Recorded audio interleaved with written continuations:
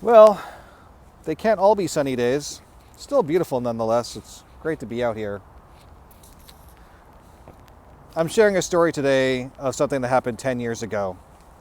July the 4th is a day that everyone knows as a national holiday in the United States of America. I want to wish everybody in America a happy Independence Day. And to all my American friends, no matter where you are in the spectrum of life, I just wanted to let you know how much I appreciate those of you who are my friends. In all our similarities and differences, I want to thank you so much for a lot of people out there that have given me so much in regards to their friendship, their information, their knowledge, and their comforting. And so I want to just say thank you very much from the bottom of my heart. I wish you guys all a very happy 4th of July. The 4th of July means something a little bit different for me. I had an event that happened 10 years ago that I'm going to share, and hopefully you get something out of this. I get something personally out of this. It's therapeutic for me. I will mention, I think I should say that around this time of year, I go through, I don't really talk about this a lot, but I have gone through a post-traumatic stress, because I had an event that happened that was so stressful and frightening at the time that it's hard to get out of your body. And even though it's been 10 years and that PTS has kind of gone down, around this time of year, when I think back of the story I'm about to share, that does come back. And so I'm going to try and make it through this without crying or freaking out or any of that sort of stuff. And it also makes me realize and appreciate how much I love our police, our military, our firemen, our ambulance workers, our hospital people. I think we as a nation in this country and in America need to respect these service workers because they put their lives on the line. And this story was a perfect example of what that means, and that these people are human beings and they need to be treated like human beings and treated like with respect. And hopefully this will kind of tell you some personal stories about my dealings with the police. On July the 4th, 2010, at 7 o'clock, it was hot and sunny. I was on the Alex Fraser Bridge, which is the bridge that's behind me in this picture. And I was, my wife was driving and I was in the passenger lane, and I'm looking up the bridge, and I could see that there is a bunch of hazard lights. There's a bunch of cars that are parked in the middle of the bridge on the side, and there was something going on. And I noticed to the right of me, there's a tow truck area where if a car breaks down on the bridge, that's where the tow trucks will put the cars. And it was a Sunday, a hot, sunny Sunday and night, and there's no tow truck tags on there like there normally would. And I'm like, this is a little bit strange. And as we started going up the bridge, we saw more and more hazard lights, and clearly there was some emergency going on. But as soon as we got a little bit closer to the middle of the bridge, there he was. And so there was this guy who was on the other side of the bridge, and he was getting ready to jump. And so he had actually climbed over the ledge, and he was actually bending backwards like he's playing on a monkey bar, playing with his life. And at that point, I realized that it's time to do something. And I'd kind of gone for training in my past about how to act in spite of fear. It's hard to act in spite of fear because your brain doesn't know what to do things. Your brain is always thinking into the future, or it's always thinking into the past. It's never really into the present. And so when things happen out of the ordinary, people sometimes freeze up, and that's clearly what happened with all the cars. There were literally about 15 cars that had parked their car, put their hazard lights on, and probably the only thing they had done is call the police and call in for a jumper. And so I recognized that because I was trained to recognize that at that time. And so we parked our car. We had to park our car about 200 meters away because all the other cars had parked, and we had to park ahead. We had to park in front of all of them. So we got out, and what had happened was I looked over the ledge while I'm on the bridge, and I could see that the guy had climbed over back, and he was hiding behind one of the suspension poles. So the bridge behind me, the Alex Fraser Bridge, it's a suspension bridge. And so he was hiding behind one of the suspension poles in the upright fetal position with his back against the wall, contemplating what he was about to do. And so I recognized that no one was going to get him. And so I hopped over and I started walking on the sidewalk of the bridge to go in and get him. And as I'm walking, I could hear the sirens coming from the other side of the bridge. So I was in an area on New Westminster side of the bridge, and I could hear the sirens coming from the Delta side of the bridge. And I'm hoping that the police get there, because I've been in enough police situations to know that I don't know the rules of engagement. Like, I don't know what will happen if I grab him, if I'm going to get, charged or something like that, or if I'm going to make the situation worse. But I also knew that I had to go and get the guy because no one else was going to get him. And so I started walking towards him, and I got to about 50 meters away, or about 100 meters away, when a sergeant, a road sergeant, had gotten out. His name is Paul. He got out of his car, he got out of his police car, and he was coming from the other side of the bridge. So I'm coming from this side, and Sergeant is coming from this side, and we're closing in on this guy. Now I know where he is. He's hiding behind one of the suspension poles, but Paul did not. And I got to about 50 meters away, and Paul got to about 30 meters away when he had gotten out of his car looking for this guy. When finally Paul saw him behind behind one of the suspension bridges and said, "Hey!" and shouted at him, and that startled the guy. And I swear to you, I do not make this stuff up. This actually happened.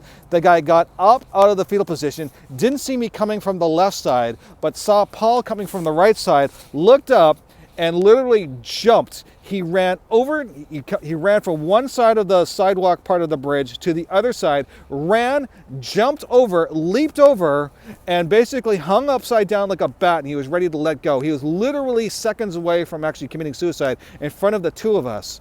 And so he was still holding onto the bar, just getting ready to let go. And we started running at him, and he, for whatever reason, he said something to Paul, and Paul, without a hesitation, took both his hands before he can let go and grabbed them. And another cop, his name is Shane, he showed up, and that's kind of question about who showed up first. I know I was the first on the scene, but Shane and I haven't quite figured out who got there first. I just think Shane didn't see me coming. He started helping Paul grab him over the ledge. In the meantime, I got right underneath both of them, and I grabbed his leg so he couldn't let go and slip fall.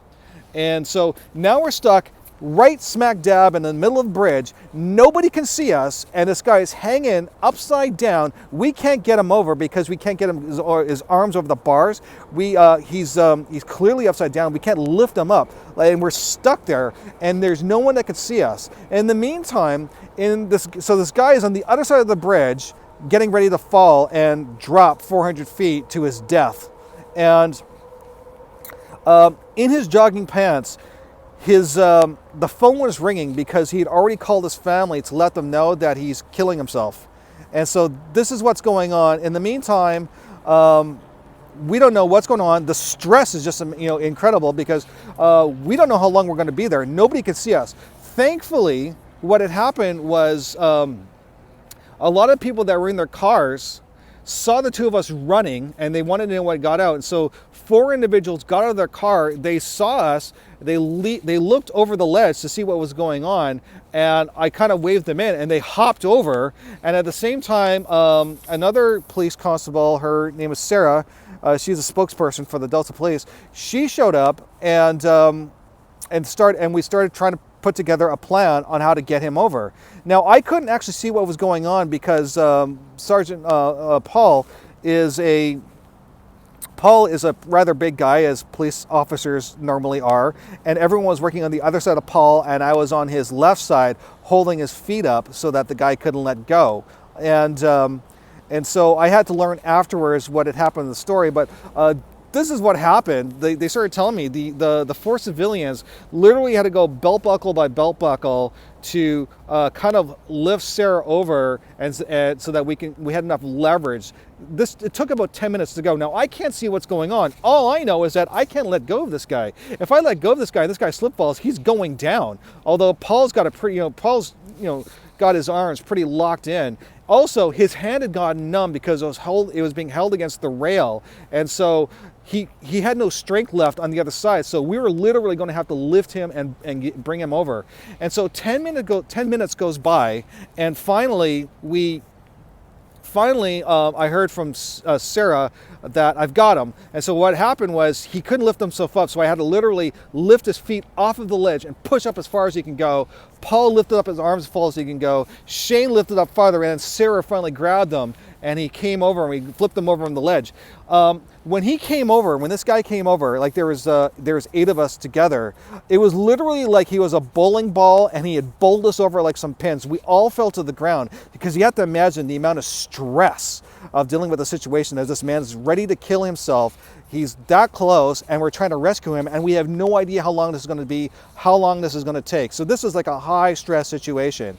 And as we bowled over, all of us was just like, we're sitting on the ground. And so one of the police constables grabbed him, handcuffed the guy, and for whatever reason, because I've been in police situations before, I've done the wrong thing in the past, and so I've learned to do the right thing in the future.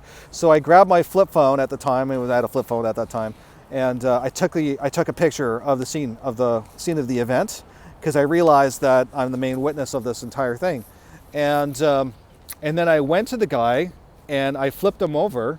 I kind of beelined it past the police constables and the police officers, and there was some member of the New Westminster Police there, and then there was rope, ambulance, that sort of stuff. People. This was a big event, and so we clearly had stopped traffic as well. So what happened was I went to the guy, I flipped him over, and I have never seen,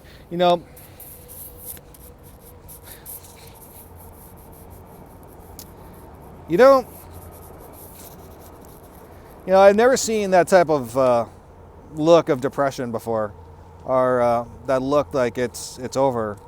And I remember what he told me. He said it's a cruel world, and I can't describe the look. It's just one of those things where you just have to be there. And I looked at him and I said, "What's your name?" And he told me his name. And so I said, "Do you mind if I say a prayer with you?" And he said, "Yeah."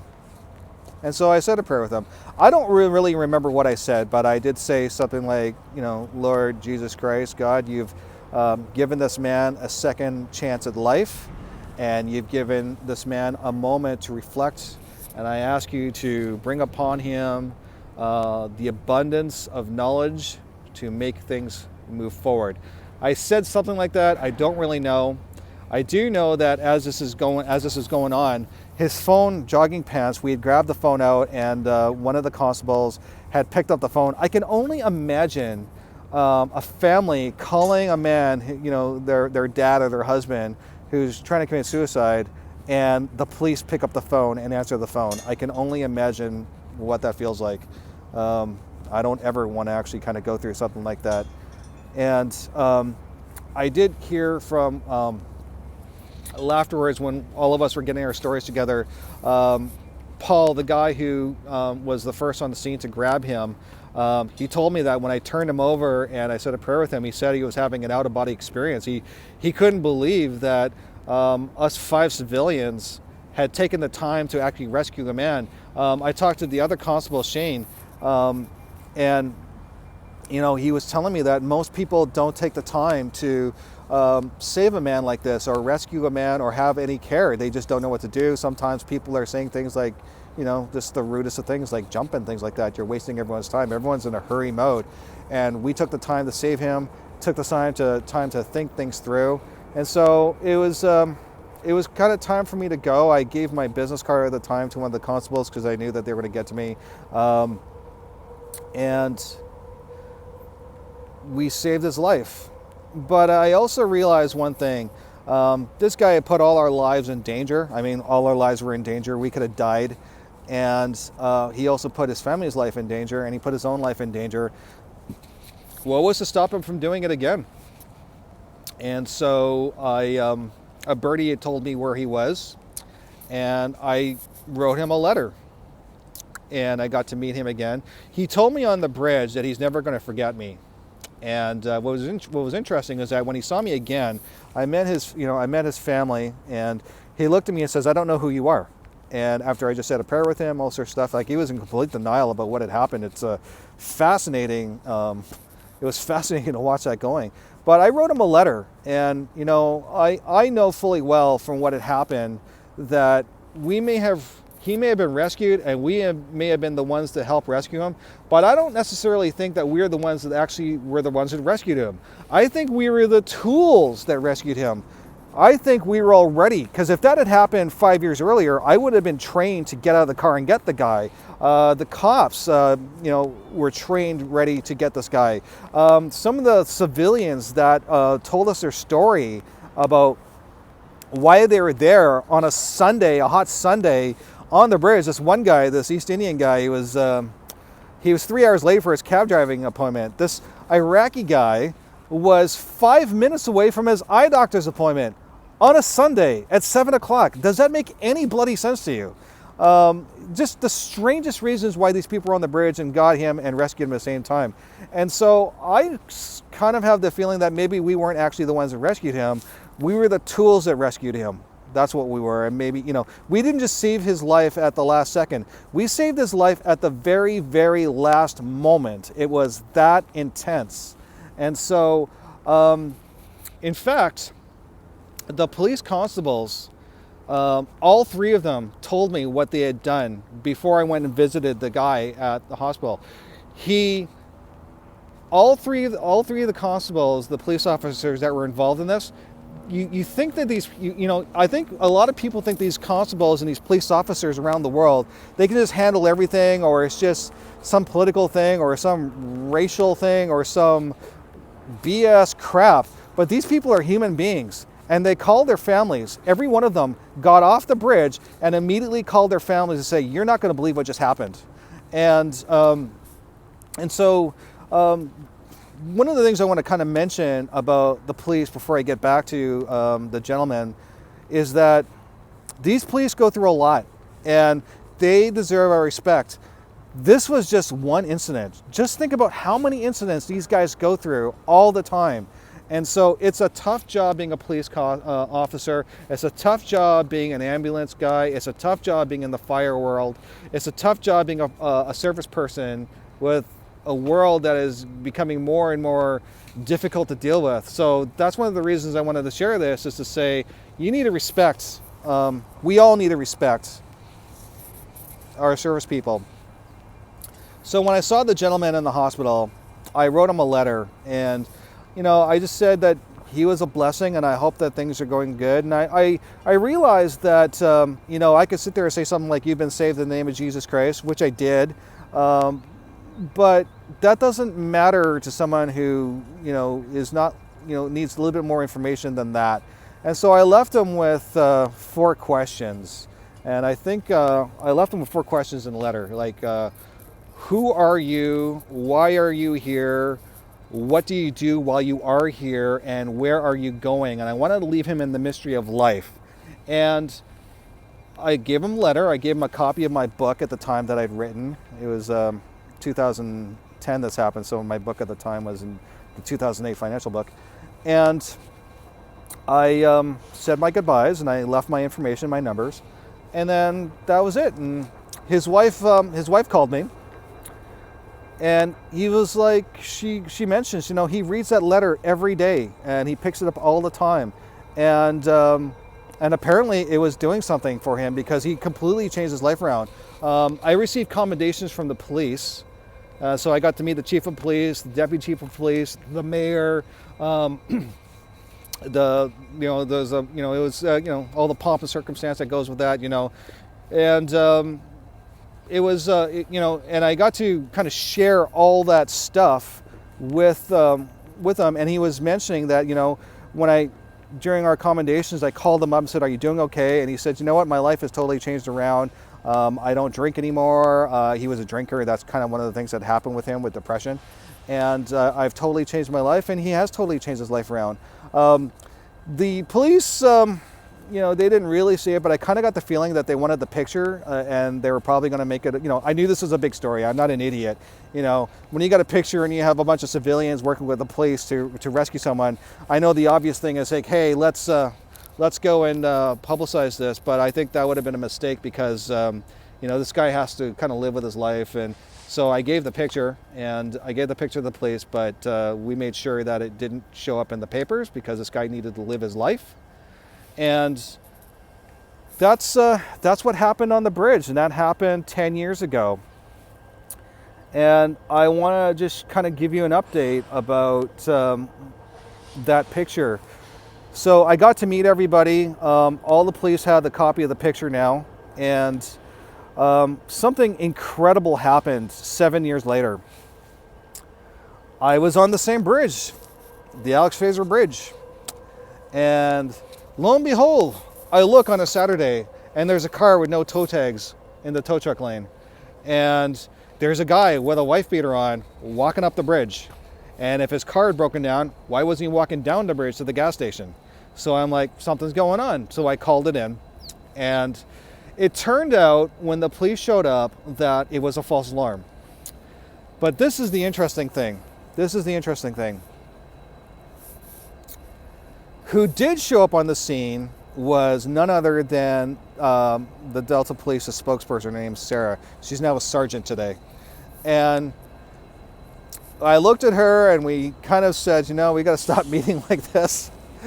And then she told me something incredible. She was, I'm kind of paraphrasing. She's like, funny I should run into you. And she was like, 2 months ago, I was called up here to go rescue a man who tried to talk a man out of jumping off the Alex Fraser Bridge and killing himself. And she was, and so she was the one they called in. And the guy was doing the same thing. He climbed over the guardrail. He was hanging upside down. And he was ready to commit suicide, but he was still holding on. And he went to Sarah and he was like, why should I listen to you? You're just here because you want to do X, Y, and Z. And Sarah was talking to him and finally said, well, you know what? I've helped another person on this bridge. I've rescued another person on this bridge. And the distressed man who was trying to commit suicide said, I don't believe you. And Sarah was like, well, I have a picture. And I didn't know this, but she carries the picture with her that I had taken on the bridge. And she showed the man the picture while he was getting ready to kill himself, showed that Sarah meant what she said, and he climbed over and Sarah rescued him. And so doing good acts sometimes cause a residual effect. I have a friend who was an RCMP officer, and I told her the story. She's a member of my church, and it's kind of like, no big deal. I had to go to victim services. One of the things about victim services is that those things are earworms, and if you don't start talking about them, they will play out in your head and you will go crazy unless you start talking it through. So I started talking to friends, family, telling people the story, because when you're in certain professional fields, sometimes you keep a lot of secrets. I do, just for professional reasons. And but victim services is like, you need to talk about these things. So I was talking to my RCMP officer friend, and she's like, no big deal, it's good. But the reason she said that is that her nickname it was the Death Queen. Like, she's literally been around people that have blown their heads off, people being mangled in car crashes. Like, for whatever reason, wherever she was assigned, in these small area towns before she made it into the big cities, she ended up being in the most gruesome situations, and she handled it. She's the most quietest, nicest person ever. Very sweet, one of those people that you bring home to mom sort of type. And here she is, like, going through massive, death situations, guns held out, all that sort of stuff. And it just makes me realize that we need to respect our police officers. We need to respect the drama that these people go through. And we need to make sure that we continue to do that. So when it comes to all these people with their defund the police or any of these sorts of things that are really just political stuff, I would like to suggest to you to maybe consider the fact that these people are human beings and that they deserve our respect. So that happened 10 years ago, and I want to wish everyone again a happy 4th of July. And my name is Leslie Michael Jr., and we talk about on this platform life, business, truth, and marketing. And if you haven't done so, please hit the like button and please hit the subscribe button. And I'll talk to you next time.